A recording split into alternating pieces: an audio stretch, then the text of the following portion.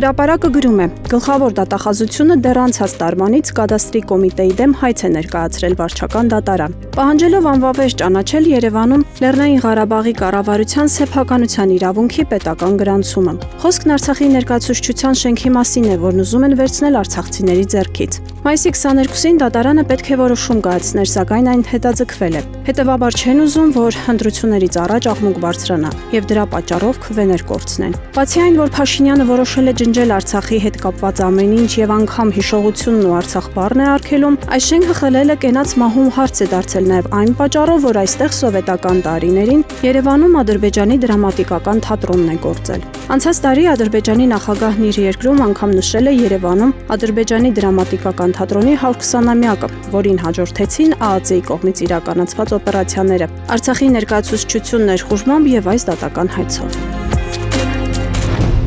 Ժողովուրդը գրում է. իշխող ՔՊ կուսակցության նախկին ակտիվ ներկայացուցիչներից Հայկ Ցիրունյանը այս ընտրություններին այլևս չկա նախընտրական ցուցակում։ Ընկերոջ կնոջ պատմությունը խանգարեց նրա կարիերային, բայց մինչ քաղաքական դաշտից նրա լուռ հեռանալը վերջին տարիներին նկատելիորեն աճել է նրա ունեցվածքը։ Եթե 2021 թվականին падգամավորը հայտարարագրում նշում էր, որ չունի ոչ բնակարան, ոչ հողամաս, ոչ էլ մեքենա, ապա ընդամենը մի քանի տարվա ընթացքում նրա գույքային պատկերը կտրուկ փոխվել է։ Հայտարարագրերում հերթով հայտնվել են հողամասեր, ամառանոց, թանկարժեք ավտոմեքենա, կրիպտոարժույթ եւ միլիոնավոր դրամների կանխիկ միջոցներ։ 2025 թվականին արդեն 5 անշարժ գույք։ Հայտարարագրում նշվում են Արագածոտնի մարզի Ապարան համայնքում հողամաս եւ ամառանոց, Կոտայքի մարզի Աբովյան համայնքում 2 հողամաս, Երևանի Շենգավիթ վարչական շրջանում հողամաս։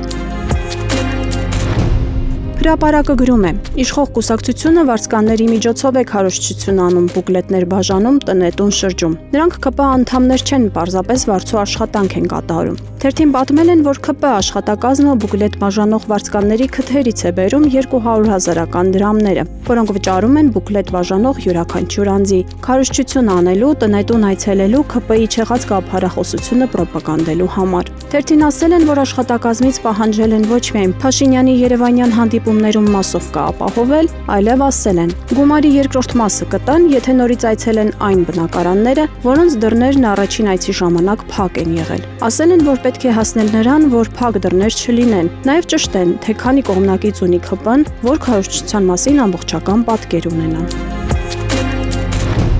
Հրապարակը գրում է. Արցախի թեմի առաջնորդ Վրթանես եպիսկոպոս Աբրահամյանը, որ Նիկոլ Փաշինյանի կողմն անցած ու վեհափառին ուրացած 10 տիրադավներից մեկն է, անհետացել է ռադարներից։ Արցախցիները նրա մասին տեղեկություն չունեն։ Նա դադարել է այցելել Երևանում իր գլխավորած թեմի առաջնորդանիստ, քանի որ այնտեղ թեմական խորհրդի եւ աշխատակազմի համար անցանկալի հյուր է։ Արցախին վերաբերող ցանկացած հոգևոր ծիսակարգի համար արցախցիները դիմում են Դադիվանքի հոգևոր առաջնորդ, ներկայում Եռաբլուր Պանթեոնի եկեղեցու սպասավոր Տեր Հովհաննեսին։ Նրան են ճանաչում իբրև առաջնորդ։ Չնայած արցախցիները դիմել էին վեհափառին, Վրթանես եպիսկոպոսին կարգալույծ անելու կամ թեմակալ առաջնորդի պաշտոնից զրկելու խնդրանքով եւ առաջարկել էին թեկուզ ժամանակավոր տեղապահ նշանակել, բայց վեհափառն անարձագանք է թողել նրանց խնդրանքը։ Թեմի անդամների տպավորությամբ հավանաբար չի ցանկանում սրել իրավիճակը, աչքի առջև ունենալով Մասյացոտնի թեմում տիրող վիճակը։ Կարգալույծ արված Գևորգ Սարոյանը իշխանական աջակցությամբ խառնակցությամբ է զբաղված եւ անգամ ֆինանսներն է տնօրինում։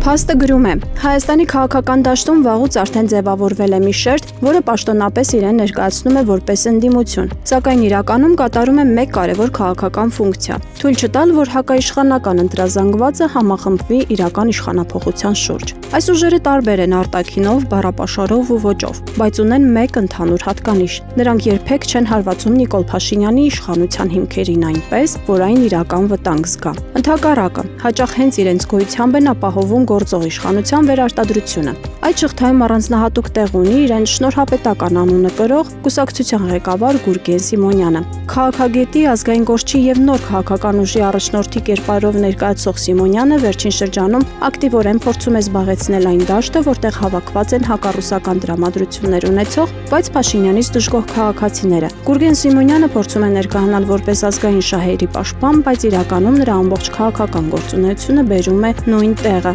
ընդդիմադիր դաշտի մասնատմանը եւ Փաշինյանի Փաշինյանի համար վտանգավոր ընտրազանգվածի ցրմանը։ Նա կարող է երբեմն քննադատել Փաշինյանին, բարձր տոնով խոսել պետականության մասին, բայց երբեք չի ձևավորում այնպիսի քաղաքական օրակարգ, որը կարող է իրականում համախմբում ստեղծել գործող իշխանության դեմ։ Սա դասական քաղաքական տեխնոլոգիա է, ստեղծել վերահսկվող ընդդիմություն, որը կվերցնի բողոքական ձայները, բայց չի վերածվի իշխանափոխության ռեսուրսի։